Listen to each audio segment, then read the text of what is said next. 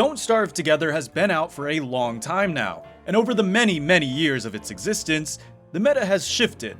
I would wager that there are quite a few items that you completely forgot existed in the game, and today, we're gonna talk about them. Starting this list strong, we have the Belt of Hunger. This item has been around since before Don't Starve Together even existed, and it's crafted with Slurper Pelt, Rope, and Nightmare Fuel. In fact, it's like the one thing you can actually use Slurper Pelt for in Don't Starve, period.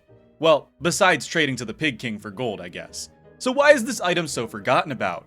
Well, its effects are completely negligible, and it takes up arguably the most important slot on your character, the body slot. The Belt of Hunger restores sanity by 2 per minute, which is basically nothing. But it also slows hunger loss by nearly half. That sounds pretty good, right? Well, there's a few key issues that have caused it to fall out of favor for most players. First off, experienced players and even intermediate players know that food is not hard to come by in Don't Starve, especially in Don't Starve Together. You spawn with nearly limitless berries, carrots, and butterflies, and by the time winter rolls around, you should be confident in your meatball crafting abilities. And that's the main issue. Because the Belt of Hunger requires Slurper Pelt, it requires a trip to the ruins where Slurpers call their home. No player that's struggling to find food is ever going to spelunk down into the ruins. So as such, this item suffers from being a low skill item locked behind a high skill area. And that means many players forget about its existence naturally. Not to mention, Slurpers do not naturally respawn. So if you run out of Pelt, you have to defeat the Ancient Fuel Weaver to get more. So add that to the list. Yes, I know they can be sewed, but yeah, whatever. Are we really using sewing kits on Belts of Hunger? If I were tasked with making this item be more favorable, I would probably make it cater more towards the casual gamer population. But this would require changing how Slurpers spawn. Rather than strictly in the entrance to the ruins proper, where no early game player would ever dare to venture, maybe Slurpers should spawn all over the caves instead, making this belt more accessible.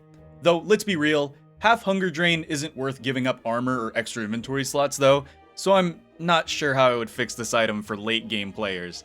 Maybe a light radius, turn it into a budget Magiluminescence, I'm not sure. It's just an overall totally forgettable item. Alright, let's go ahead and move on. Next up, we have the Cat Cap. If you have never made this insulating hat, then you are a good person, because this requires killing those friendly and little too curious catcoons that you can find in the deciduous biome. I guess they're not friendly if you're a monster character, but you're playing as a monster, so there's that. It's crafted with a cattail and 4 silk, while also providing sanity and insulation value for winter. For something so cheap and effective, why have most players forgotten about its existence? Well, that's simple. In Don't Starve Together, there are quite a few insulating headwear options to choose from. Rabbit earmuffs being the cheapest and least effective, and a beefalo hat being the most expensive but also the most effective. Not counting the Tam O'Shanter, of course, because that's a drop. But then you have the middle ground guys, the Cat Cap and the Winter Hat. The problem is that the Cat Cap provides the same insulation value as the Rabbit earmuffs, while the Winter Hat provides significantly more. And you don't even have to engage in combat with anything except spiders, which you would have to anyway for the Cat Cap. You just gotta shave some beefalo. Or you can just do what 90% of the player base does and make a thermal stone. This, combined with the fact that most new players aren't going to immediately try to kill the first catcoon they see, lead to this item being very quickly forgotten about by the majority of the player base. I mean, seriously, when was the last time you ever saw someone using this thing?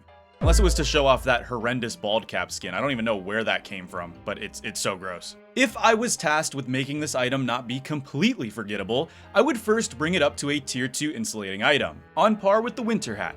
Then, as a slight buff, I would take advantage of the fact that it's a cat cap and cause it to give the wearer a stealth buff. Maybe like 30 to 40% reduced aggro range. Suddenly this hat might actually be worth it since it could help for a ruins rush or something like that. And it's still risky because, you know, no armor.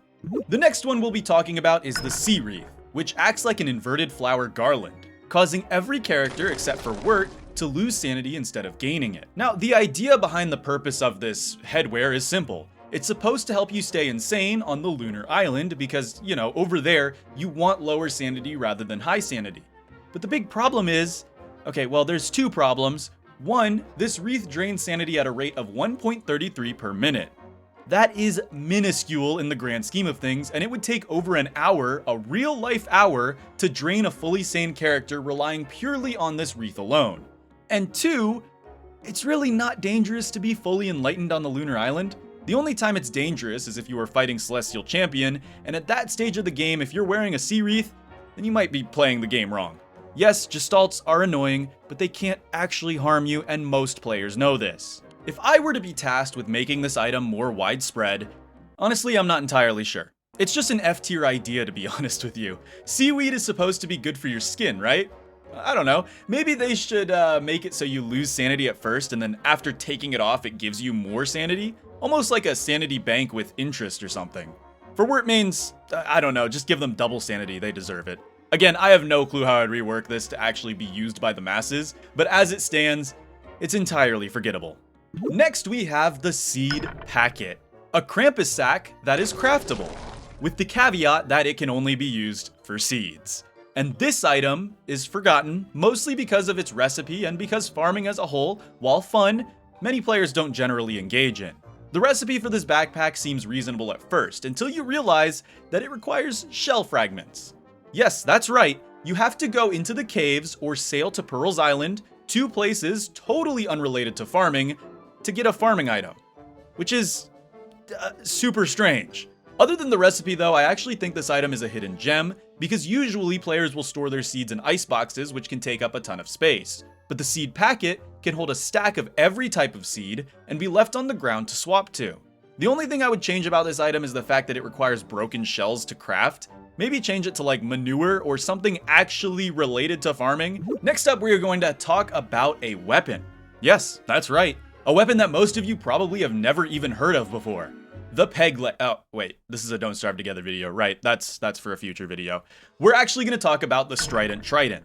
Now, on paper, it seems like a good weapon, doing 51 damage per hit, 76 damage at sea, and having a cool effect that allows you to fish easily, especially if you are playing Wicker Bottom. So why is it such a forgettable item? Well, that's because of its crafting recipe, and the fact that ocean combat, well, it generally doesn't happen often. Oh, and did I mention you have to defeat the ocean boss to actually get the blueprint for this weapon? Yeah, I'm not entirely sure what Klei was thinking. This is a classic case of putting the carriage before the horse. You do the thing to be able to do the thing better. The problem is once you've already done the thing, you don't need to do the thing better, so I just don't get it. The recipe also causes you to have to search. You need narwhale horns, which have a chance to spawn near shoals. You need kelp and twigs, or, get this, you can just feed a pigman 4 monster meat and hold F, and now you have a weapon that has no durability and can do up to 59.5 damage anywhere. They would have to buff this thing significantly for it to ever be worth it. Sure, it's entertaining to create fish volcanoes if you're playing as Wicker Bottom, but if you're at the stage where you can kill Crab King, you're doing that for fun, not for food. Be honest. I don't even know how I would buff it, to be completely honest with you guys. The ocean in general just needs a huge overhaul to have more content. This next one was purely forgotten about because of the fact that it is, and always has been, absolutely 100% useless. The Rainometer. It's actually insane to me that they sell a skin for this thing, because it's a complete joke item. It's not too expensive at 2 boards, 2 gold, and 2 rope, but it just tells you if it's raining. It doesn't even tell you if it's about to rain, it just tells you if it's sunny, cloudy, or raining. Yeah, Maxwell said it best in his Inspect quote. Because of how useless it is, a lot of players simply just don't make it. And because experienced players don't make it, that trickle-down knowledge goes to the new players, and they don't make it, leading to a generational forgetting of sorts, if that makes sense. Now, if I were to buff this thing, I love what Uncompromising Mode does to it, allowing it to track tornadoes, which are a new addition with the mod. I think it could work on a smaller scale for vanilla Don't Starve, giving you the exact time when it will start storming, the severity of the storm, and when the storm will stop, maybe via inspecting. Yes, there are mods for this, but some people play on console, you know, so I think it could be a fun niche addition. Staying on the topic of forgotten structures that were forgotten due to their uselessness, let's talk about the Thermal Measurer. This, much like the Rainometer, tells you things that you already know thanks to, well, exterior factors. It tells you if it's hot or if it's cold. That's it. Yeah. If you lose track of the seasons, it will let you know when the global temp is dropping or when it's rising, but otherwise, it's not necessary at all and fell out of favor much in the same way the Rainometer did. Have I been saying that right? I think it's actually rainometer. I don't know. I called it rainometer. I'm not redoing the talking part. I'm sorry, guys. Since this device is connected to the seasons, I think a small but decent buff would be to have it tell you the day before seasonal bosses or events arrive. For example, maybe days before Deerclops comes, the thermal measurer will fill bright blue. Or maybe a day before Antlion strikes the ground, it will glow bright red. That type of stuff. Again, I took inspiration from Uncompromising mode here, where they made the thermal measurer track heat waves during summer. That mod is really cool, by the way. If you guys are playing on PC, you should totally check it out. But regardless, I think this would make it at least somewhat useful, especially to new players who don't want to use the wiki or rely on content creators to know what day what happens. Oh yeah, you know what? Speaking of that, I should probably do my YouTube mandated e-begging. Be sure to subscribe and check out my Discord in the description down below because it's free and it helps a ton. God, that sounds so corny every time I do it. Seriously though, all the support is appreciated. You guys are so awesome and it's the reason I keep making these videos for you. Okay, moving on. Did you know that whips were in the game? Well, if you're a Wanda main, then most likely, seeing as her best weapon is a whip type weapon. However, there's a dedicated whip weapon that can be used by any player called the Tail o' Three Cats, but barely anyone uses it. Why? Well, for starters, it takes 3 cattails in 1 tentacle spot, which is a weird crafting recipe that nobody would just stumble upon, and it has a relatively low attack damage of 27.2, which is also a weird number. So is this just a filler weapon? Is that why it's been so forgotten about? Well, funny enough, this weapon does have a use, and that is that it can occasionally hit a loud crack, which will cause all nearby mobs to temporarily become passive. This even works on bosses with a reduced proc chance. It's merely suffering from the fact that it's a gambling weapon, it's great less than half of the time, and it's mediocre most of the time. So yeah, that's why it's been so forgotten. Well, except in PvP. You'll see this weapon a lot in PvP thanks to its increased attack range, where attack range matters the most. Have you ever seen this rabbit? Well, you probably have. It was an incredibly annoying early game boss added to punish one of the worst food sources in the game, rabbits and bunny men. Yeah, I'm not entirely sure what Klei was thinking here, but that's okay, because the Wrathful Bunny King isn't who we're talking about here. Rather, a rabbit you may have actually forgotten about entirely is the Benevolent Rabbit King. And that's because, to spawn him, you have to give 1 billion carrots to a rabbit den, and then you can't hold any meat or the Rabbit King will become immediately wrathful. Other than the fact that literally no player is going to think to throw 20 or so carrots into a rabbit den for no reason, the Rabbit King serves very little purpose over niche trades that aren't entirely worth it. Unless you are a Maxwell trying to farm Nightmare Fuel, which I went over in my character tips and tricks video. Most of these are completely forgettable, and thus makes the Rabbit King in general forgettable by a majority of the community. The Burrowing Horn had potential, but the durability is so bad that it's trash F tier. Pretty much all of his items need a buff to be valuable. Flash quiz. What is this item called? Is it A, a seashell, B, a seed shell, C, a spike shell, or D, a stupid weapon with no practical purpose? If you answered D, I'm giving you an A for effort, but no, it's B, the seed shell. And you probably didn't even know it existed. Why? Well, it drops from one of the most pointless and dangerous creatures to fight ever, seaweeds. On paper, this weapon seems pretty sick, dealing hambat damage but in an AoE. In practice though, have you ever tried throwing water balloons? Yeah, seed shells are thrown the exact same way. Sure, maybe you'll get a hit on that group of spiders, but otherwise, good luck, because you have to target them with no targeting whatsoever. If I were tasked with making this weapon viable and thus no longer forgotten about, I would probably remove its arc throwing system and just make it thrown like a dart instead. I mean, it's not like they are easy to acquire in mass, and I would honestly say that it's easier to get more darts which do 100 damage per shot instead of 59.5. It would be a small buff that would make it just a little more viable. It definitely wouldn't be meta due to what it's locked behind, but it would be a nice situational weapon. Fun fact, this item was the entire reason I made this video. It got me thinking what other items are so niche and hidden that nobody really talks about them. So, you've run out of pigskin on your server. It's a fate that's almost guaranteed for any public server, and now everyone has to give up their backpacks and walk around in log suits, or be squishy forever. Or do they? Well, you probably forgot this item existed. That's right, we're doing a list of items you forgot in Don't Starve. I bet you forgot that too. What? I don't know. Anyways, the cookie cutter cap. Yeah, this is a renewable but slightly worse football helmet that can save a server that is nearing total pig extinction. You do give up 10% damage resistance, but that's made up for with more durability. And the fact that cookie cutters are very renewable. I'm pretty sure that was the entire purpose of this helmet to begin with. People just forgot about it because they forgot about ocean content entirely. I don't blame them. These oceans make me miss Shipwrecked dearly. Though I may be alone in that I kind of like Don't Starve Together boats more. I don't know what it is about games that let me have mobile bases, like Ark Survival Evolved with its platform saddles, but I just love them. Okay, there's my hot take of the day. Bees. They're great for cheesing certain bosses and are generally surprisingly powerful. But what you may have forgotten about is that these exist. Yeah, bee mines. Now these are another item lost to being so old and outdated that they fade into obscurity, but what they do is simple. You arm the mine, a creature steps on it, and boom, bees.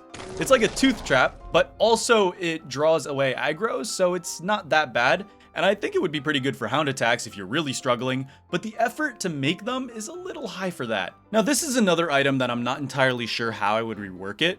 I just think it's one of those things that probably have to fade into the background. I'm sorry, bee mines. I don't know how I'd make you useful. I guess give them a flat damage like tooth traps as well, or something like that.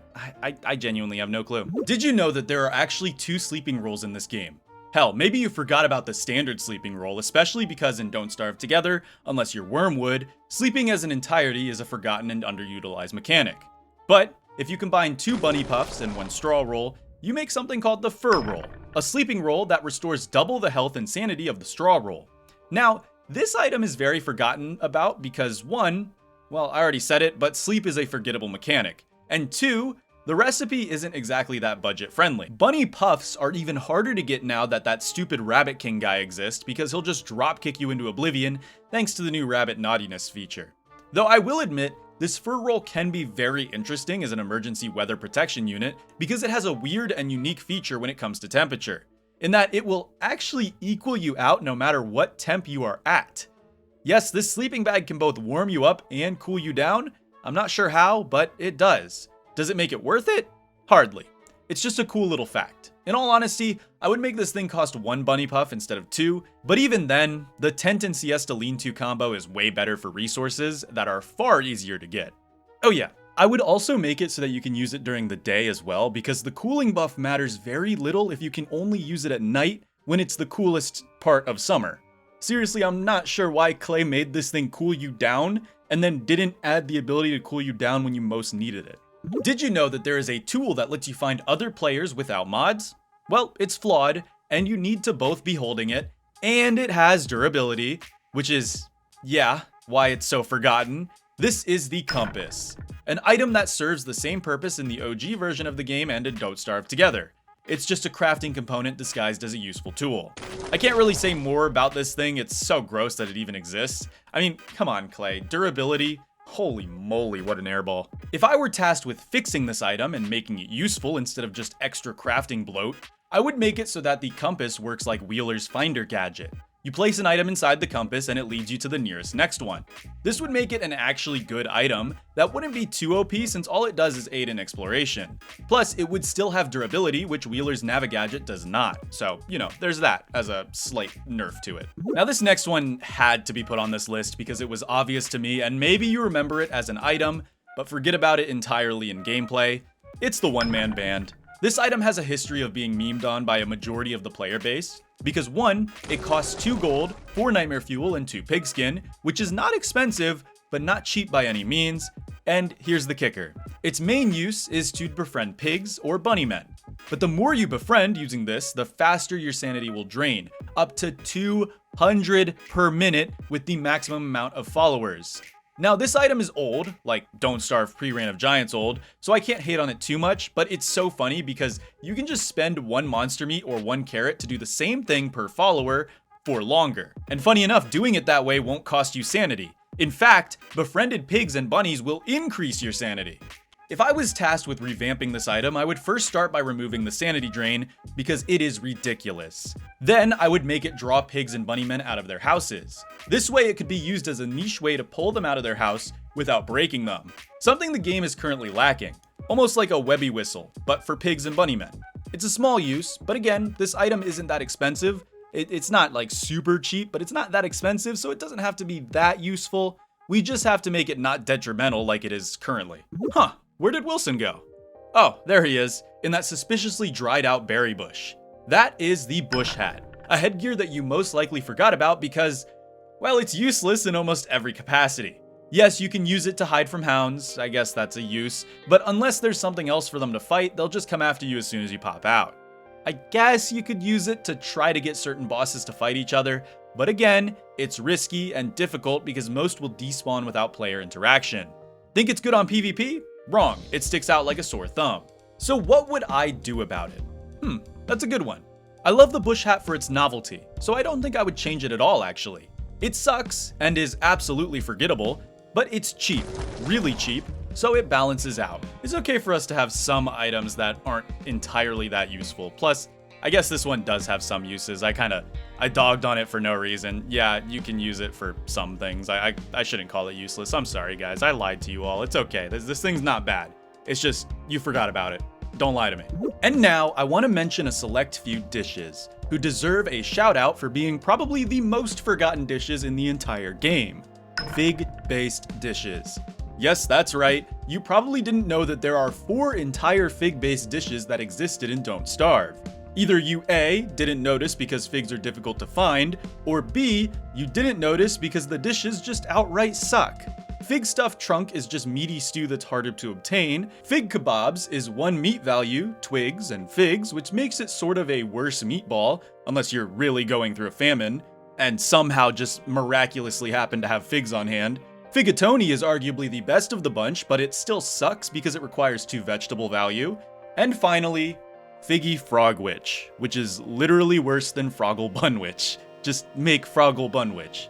Klei did try to buff these dishes somewhat recently, but due to figs being so out of the way, and due to them not outcompeting meatballs and meaty stew, or if you're Wirt, just chugging kelp, they just kinda stayed very niche and forgotten about. And honestly, the same could be said about most crockpot dishes and food in general, but that's a topic for another video since I have a lot of opinions about it. And overall, I'm sure there's a bunch more items, structures, and general things that you have forgotten about in Don't Starve Together, even if you are a veteran of the game. Don't Starve Together is a constantly changing game. Items that may be powerful today could be niche and useless by the next update, and some, well, they were never useful at all. Anyways, I hope I'm useful to all of you and not niche and useless. This has been Polarlotus, and I'll catch you all in the next one. Bye-bye!